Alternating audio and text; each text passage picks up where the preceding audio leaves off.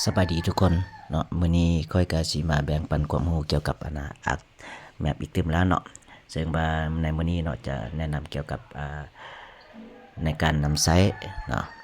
Portable เนาะหรือว่าการดาวน์โหลดภาพเนาะจากลิงก์ Google นั้นเนาะฉะนั้นจะเฮ็ดได้แนวใดมาเบิ่งนำกันเลยเนาะเพื่อเป็นการบ่เสียเวลาก่อนอื่นเนาะเฮาก็เข้าในแอปพลิเคชันตัวนี้นี่เนาะเดินมาPortable ตัวนี้นี่เนาะ Portable Data Service นี่เนาะ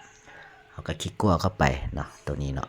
เขาจะต้องได้ลั่นเท่านั้นเนาะดับเบิลคลิกจะบ่สามารถเข้าไปได้ฉะนั้นเนาะก็คลิกขั้วเนาะแล้วก็หาคำว่าลั่นเนาะซึ่งว่าตัวนี้นี่เนาะคลิกเข้าไปเลยเนาะ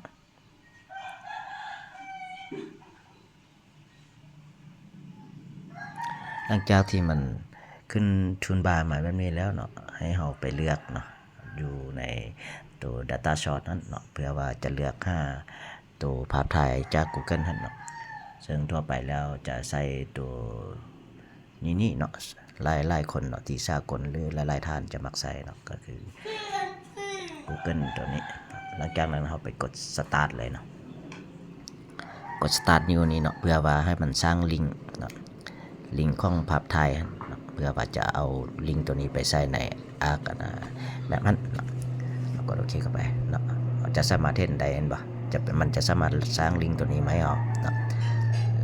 ตัวนี้นี่สำคัญในการที่จะเอาไปใส่ในอักแมปมันเนาะให้เรากด copy เลยแล้วก็โอเคเข้าไปหลังจากนั้นก็ไปเปิดอักแมปของเราเนาะเปิดอักแมปมาแล้วเนาะให้เราเลือกคำว่าคัตตาล็อกเนาะอยู่ในด้านขวานี้เนาะฉะนั้นแล้วเราก็มาเดี๋ยวนี้ตัวเก่าเนาะจะลบทิ้งกันเนาะเปิดมาเนาะเราเลือกใส่ตัว J8 นี่เนาะ J8 Server นี่เนาะแล้วก็เขาตัวสุดท้ายเลยเนาะหลังจากนั้นเราก็ดับเบิลคลิกเข้าไปนะเพื่อจะให้มันเปิดหน้าต่างเนาะตัวนี้ขึ้นมา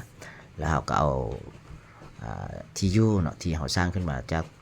Portable นี่เนาะแล้วก็ปีคีย์บอร์ดมันไปนะเพื่อจะเอาลิงก์ตัวนี้ไปวางใส่แล้วก็มาวางใส่นี้เลยเนาะหลังจากนั้นเราก็มาเลือกคำสั่งเนาะเขียนเลเยอร์เพื่อให้มันสร้างข้อมูลให้เราก็กดเข้าไปเลยเนาะเราเนี่ยเห็นบ่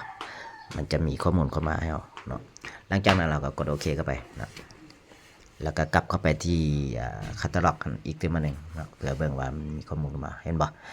ฉะนั้นเราจะดับเบิลคลิกเนาะแล้วมันจะมีข้อมูล Google นั้นเข้ามาให้เราเนาะคลิกเข้าไปเลยเนาะตัวนี้เนาะดับเบิลคลิกเข้าไปเห็นป่ะมันจะมีตัวบวกนี่เอาก็ลากตัวนี้เข้าไปเลยเนาะจับลากมาวางน